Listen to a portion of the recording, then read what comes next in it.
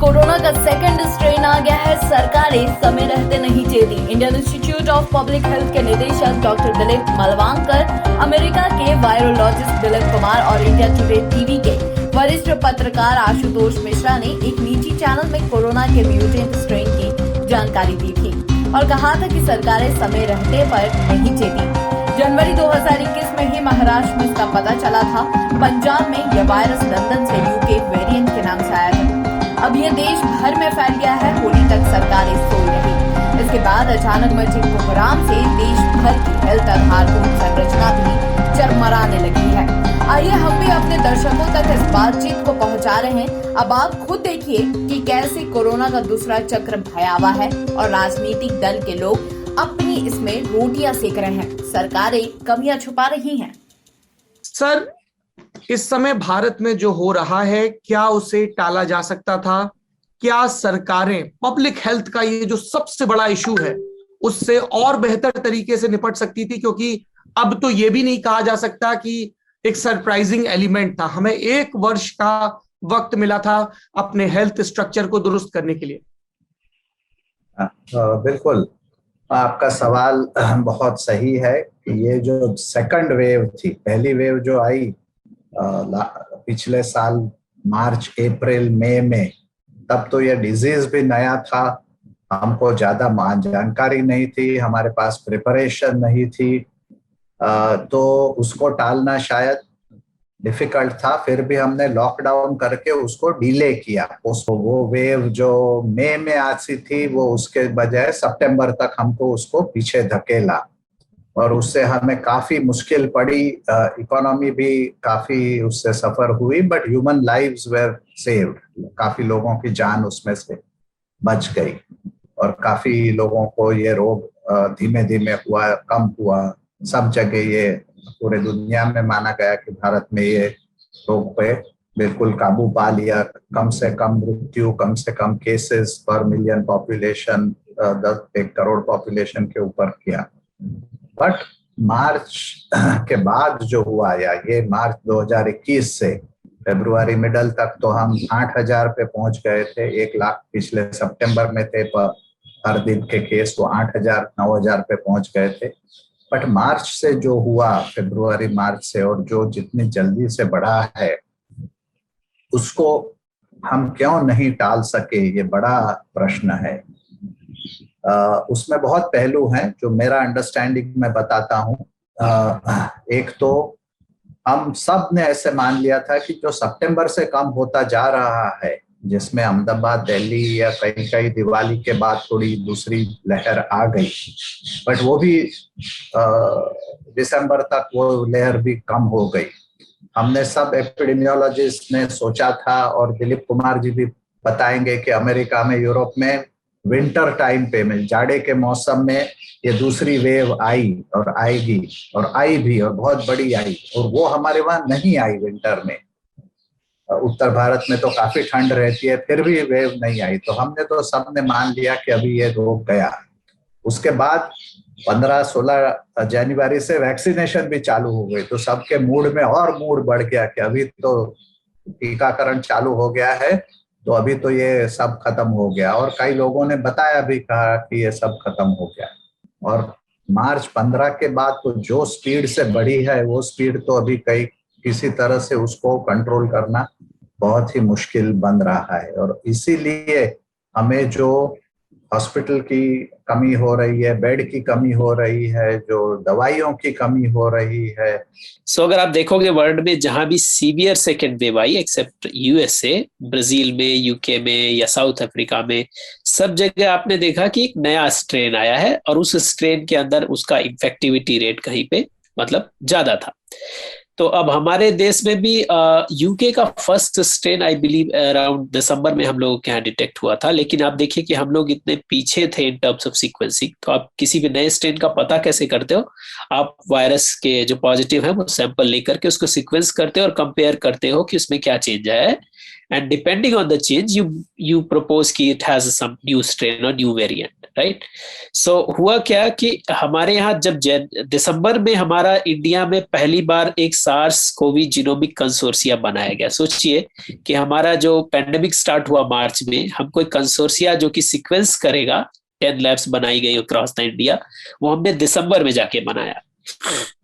उसके बाद से हम लोगों ने सीक्वेंसिंग चालू किया, और सीक्वेंसिंग का हमारा रेट ये है कि हम लोग लेस देन 1% पॉजिटिव सैंपल को सीक्वेंस कर रहे हैं। और अगर आपको ये जानना है कि कोई भी वेरिएंट ज्यादा विरुलेंट हो रहा है या कोई भी नया स्ट्रेन जो आ रहा है वो ज्यादा फैल रहा है, उसके लिए आपको सीक्वेंसिंग नंबर बढ़ाने पड़ेंगे। तो अभी लेटेस्ट आया था एक NIV national institute of virology ने अराउंड जनवरी से लेकर के मार्च के बीच में 360 सैंपल्स लेकर के महाराष्ट्र से उसका सीक्वेंसिंग किया, और उसमें उन्होंने पाया कि 66% जो है वो डबल वेरिएंट है।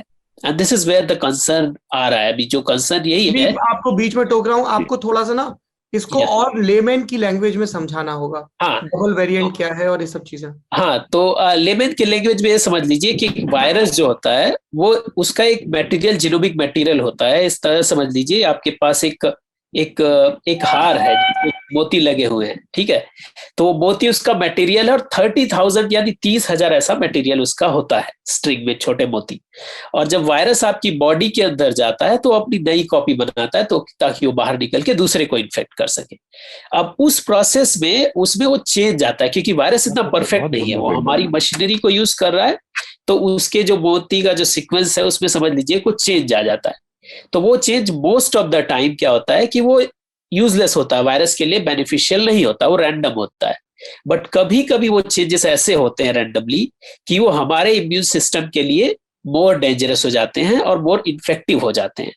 And this is what happened in case of Brazil. Brazil best example. आप देखिए ब्राजील में कितनी ज्यादा तबाही मचाई वहां जो नया स्ट्रेन आया। सिमिलरली यूके में भी जो नया स्ट्रेन आया उसने काफी ज्यादा नंबर ऑफ मॉर्टेलिटी और इन्फेक्शन बढ़ा दिया था इन द सेकेंड वेव। तो इंडिया में अभी जो ये जो स्ट्रेन पाया गया है नया, अभी अराउंड मार्च में कंफर्म किया गया, उसमें हमारे पास 2 म्यूटेशंस हैं। सो 2 चेंज आया उस सीक्वेंस में, ठीक है।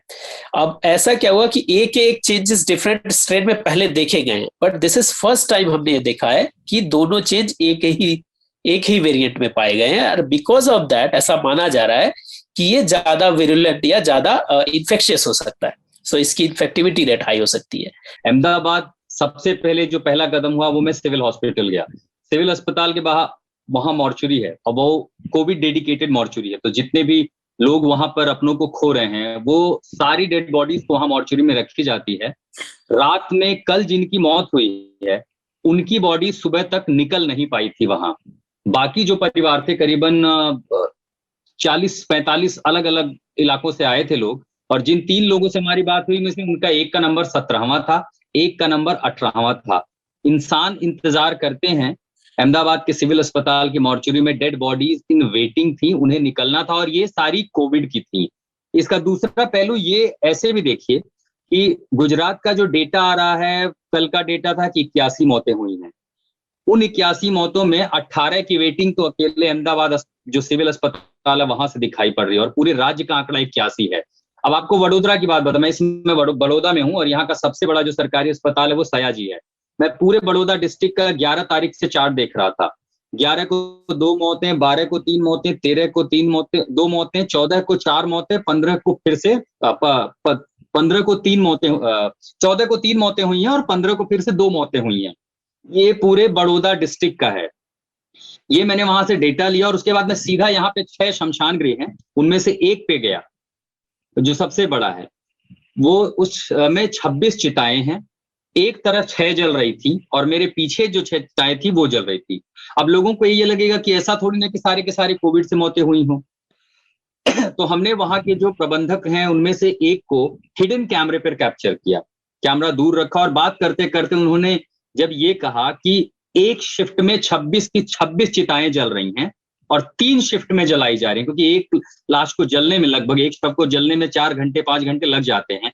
3 शिफ्ट में बॉडी यानी 50, 60, 70 शव एक शमशान गृह पे रोज जल रहे हैं, और ये सिलसिला होली के बाद शुरू हुआ है। ये सवाल अगर लोगों के मन में आएगा कि क्या वो सारे कोविड से मारे गए, नहीं। क्यों? क्योंकि वहां जितने लोग आते हैं वो सबको पीपीई किट पहना के लाया जाता है। डेटा वहां उनके पास मैनेजमेंट है नहीं कि बताया जाए कोविड। पहली लापरवाही यहीं पर सबसे बड़ी कि जो वहां काम करते हैं, जो शवदाह करवाते हैं, वही प्रोटेक्टिव इक्विपमेंट यूज नहीं करते क्योंकि उन्हें ये नहीं पता कोविड से कौन है।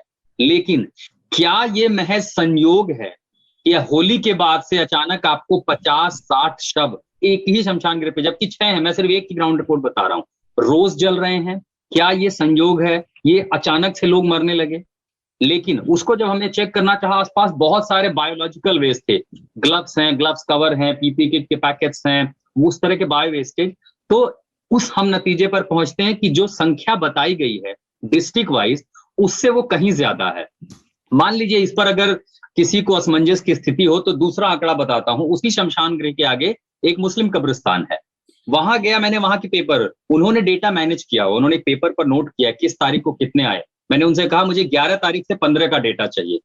11 को जब मैं डेटा चेक करता हूं तो 2 मौतें हुई हैं, 12 को उनके यहाँ 3 मौतें रजिस्टर हुई हैं, 14 तारीख को 4 लोग दफन किए गए हैं, 15 तारीख को 4 दफन किए गए हैं, और आज 16 तारीख को, जो कि डेटा अब आएगा शाम को, देखते हैं कितने, सुबह से लेकर 3 शव, 2 गाड़ियां मेरे सामने आई थी, ये शव वहां दफन किए गए।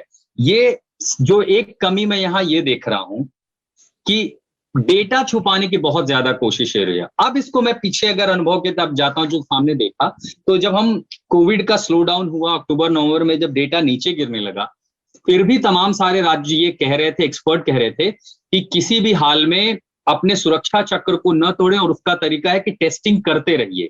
जितनी ज्यादा टेस्टिंग होगी, जहां संक्रमण होगा उसे वहां पकड़ा जा सकता है, और संक्रमण पाया गया इसका मतलब उसे आइसोलेट कर दिया जाएगा। तो जब हम जिस तरह से अनलॉक किया गया, लोग कहते रहे कि दरअसल इस तरीके से लॉकडाउन करना चाहिए था, फेज वाइज लॉकडाउन करते तो पैनिक नहीं होता। बहरहाल वो इतिहास की बात थी, जो हुआ सो हुआ। अब इस अनलॉक के चलते लोग लापरवाह हो गए, पॉलिटिकल रैलियां लोगों ने बिहार से लेकर बंगाल, चुनाव देखना। हमारे लिए मुश्किल ये है कि हम किसी को सड़क पे ये पकड़े कि आपने मास्क नहीं पहना, कि आपको डर नहीं लगता। वो कह रहे हैं आप सारी सुरक्षा हमसे पूछते हो, बंगाल क्यों नहीं जाते पूछने के लिए, बंगाल में क्या कोरोना नहीं हो रहा है? तो वो जवाब दरअसल एक रिपोर्टर के पास उस समय नहीं होता है। दूसरी, साइंटिफिक टेम्परामेंट की कमी बहुत ज्यादा दिखाई पड़ रही है शायद देश में, कि अब साइंटिफिक टेम्परामेंट के लिए पहले तो आपको खुद भी एग्जाम्पल दिखाना पड़ेगा कि जो सबसे बड़ा नेतृत्व है वो प्रचार में लगा हुआ है, आप वहां मास्क नहीं पहनते हैं, वहां दूरी नहीं बनाते हैं, फिर भी पब्लिक उस पर सवाल उठाया। बातें हैं साइंटिफिक टेम्परामेंट पे, मैं इसके पहले 4 चक्कर हरिद्वार लगा के आया। हरिद्वार में घुसने के पहले टेस्टिंग जरूरी थी, अगर आपके पास आरटीपीसीआर नहीं है तो एंटीजन टेस्टिंग हो रही है, एंटीजन टेस्टिंग बूथ पर भीड़ लगी हुई है। फिर हम वहां जाते हैं, घाट क्लियर करा दिए जाते हैं, साधु महात्मा सन्यासी आ रहे हैं, वो नहा रहे हैं। आपको बताता हूं, जो दूसरा शाही स्नान हुआ था 12 अप्रैल की बात है, 31 लाख लोगों ने शाम के 7 बजे तक स्नान किया। अब मैं इसको साइंटिफिक टेम्परामेंट से सिर्फ जोड़ने की कोशिश कर रहा हूं। उत्तराखंड सरकार और केंद्र सरकार के एसओपी के मुताबिक अगर आपको उत्तराखंड जाना है तो आरटीपीसीआर नेगेटिव सर्टिफिकेट जरूरी है। यानी जो लोग 12 तारीख को शाही स्नान करने आए होंगे, इन लोगों ने 9 तारीख से लेके 11 के बीच में या 10 तारीख से लेके 12 के बीच में टेस्टिंग करवाई होगी और नेगेटिव सर्टिफिकेट होगा। क्या 9 तारीख से लेके 11 तारीख को देश भर के टेस्टिंग के आंकड़ों में वो उछाल दिख रहा है? यानी 10 से 15-20 लाख टेस्टिंग प्लस हो जानी चाहिए थी। मैंने वो उठा के आंकड़े देख लिए, वो उछाल नहीं दिखाई पड़ रहा है। क्या 31 लाख लोगों ने कुल स्नान किया? अगर हम मान लें कि 10 लाख हरिद्वार के उत्तराखंड के अपने लोग होंगे, 20 लाख बाहर से गए, वो 20 लाख लोगों ने क्या टेस्टिंग कराई थी? वो टेस्टिंग केंद्र सरकार के आंकड़ों में, क्योंकि अब सेंट्रलाइज डेटा आपकी टेस्टिंग का आ जाता है, वो 20 लाख सडनली रिफ्लेक्ट नहीं कर रहा था। वो एक पहला डाउट। दूसरा कि मान लीजिए कि अगर ठीक है 2-4 लाख लोगों ने टेस्ट कराए हो, बाकी लोग आए होंगे, एंटीजन टेस्टिंग होगी हरिद्वार में, अगर सडनली किसी दिन 20 लाख टेस्टिंग हो जाए 2-3 दिन के दायरे में, वो भी तो रिफ्लेक्ट नहीं कर रहा था डेटा में। इसीलिए मैं कह रहा हूं कि उस साइंटिफिक टेम्परामेंट को छोड़ करके कवरिंग कुल मिला के अथॉरिटीज, पता नहीं ये डर क्यों है कि अगर हमारे राज्य में आंकड़े ज्यादा आएंगे तो हमारी बदनामी होगी, जबकि केंद्र सरकार कहती रही कि जितने ज्यादा आंकड़े आएंगे, आंकड़ों से नहीं डरना है क्योंकि ये फैल चुका है। लोगों ने तो लापरवाही बरती है, तभी तो हम तो ये कहते हैं कि सोफिस्टिकेटेड वायरस है। लोग भीड़ में गए, नियम तोड़ा, इस वायरस को लेकर के आ गए, लोगों ने खुद जो है लापरवाहियां बरती हैं। लेकिन अब लोगों की बात छोड़ के सरकार ने क्या अपना काम किया, वो सारी चीजें मुझे वो कमियां जमीन पर दिखाई पड़ रही हैं। अब आते हैं व्यवस्था को लेकर के। वडोदरा के सरकारी लगभग सारे अस्पताल भरे पड़े हैं, और कई सारे डॉक्टर वो ये कह रहे हैं, जो उनका पर्सपेक्टिव समझने की हमने कोशिश की, वो कह रहे हैं देखिए बाकी देशों में भी जैसे मौसम का बदलाव हुआ है, हर जगह वेव 2 आई है। इंडिया में विंटर तक तो हम पहले ही वेव से जूझ रहे थे। गर्मियां जब आई हैं तो हम कहीं ना कहीं हमारी इम्यूनिटी जब अचानक मौसम का चेंज होता है वो थोड़ी डाउन होती है, और जब संक्रमण बढ़ा है, दायरा बढ़ा है, तो वो हमें और तेजी से अटैक कर रहा है। वो यहां तक प्रेडिक्शन कर रहे हैं कि हो सकता है जून के पहले सप्ताह तक हम इसमें गिरावट देख लें, लेकिन जैसे ही मॉनसून शुरू होगा जुलाई के बाद कोई भरोसा नहीं है, ये तीसरी वेव इसी तरह लेकर के आ जाए, क्योंकि हमारे पास ना तो तैयारियां हैं, ना हमारे पास पर्याप्त बेड हैं। सबसे महत्वपूर्ण चीज सौरभ, जो हमारे विशेषज्ञ भी बता पाएंगे, कॉन्टैक्ट ट्रेसिंग। ये कहा जाता था ना कि टेस्ट, ट्रेस, आइसोलेट। ट्रेसिंग आपने सुनी हो रही है। ट्रेसिंग का उदाहरण देता हूं, पिछले साल जब ट्रेसिंग हो रही थी, एक परिवार दिल्ली का था जिसने कहा कि मैं बिजनेस के लिए कोलकाता गया हूं, लेकिन ट्रेसिंग से पता चल गया कि दरअसल वो दोनों शख्स बैंकॉक में हॉलिडे मना रहे थे। बड़ा हास्यास्पद बन गया था, मजाक उड़ाया गया, उनकी पत्नियां पीट रही थी, उन्हें देखिए ये तो बैंकॉक गए हुए थे। तो वो ट्रेसिंग अब हो रही है क्या? ट्रेसिंग कैसे होती थी? उनका फोन लिया जाता था, चेक किया जाता था कि इस बीच किस किस लोगों से मिले थे, जिससे उन्होंने बात की, पूछा जाता था कि आपसे मिले हैं, फिर उन तक पहुंच के उनको आइसोलेट कर दिया जाता था। कॉन्टैक्ट ट्रेसिंग किसी राज्य में किसी प्रशासनिक स्तर पर नहीं हो रहा है, और शायद यही सबसे बड़ी वजह है कि लोग लापरवाह हो गए हैं। कोविड पॉजिटिव पेशेंट हरिद्वार में टेस्टिंग के लिए बिठाया जाता है, भीड़ आती है, वो नेगेटिव एंटीजन टेस्टिंग में पॉजिटिव पाया जाता है, अचानक आंख से ओझल हो जाता है। Every welcome you've never known. Welcome to a journey you've never imagined. Welcome to Arabia, Saudi. 2 गड्ढों वाले शौचालय के बारे में सुना है? हाँ? नहीं सुना? आइए समझाते हैं। देखिए, 2 गड्ढा बनाइए। पहले वाला जब मल से भर जाएगा ना, तो ये चालू हो जाएगा, और साल भर के अंदर इसके अंदर जो मल है ये खाद बन जाएगा, इसे खाली कर दीजिए। इसी तरह शौचालय जो है वो आजीवन चलता रहे, न बीमारी फैलेगी न बदबू। और पैसे? अरे वो सेप्टिक टैंक से कई गुना सस्ता। हाँ, क्या समझे? शौचालय 2 गड्ढों वाला ही बनवाना।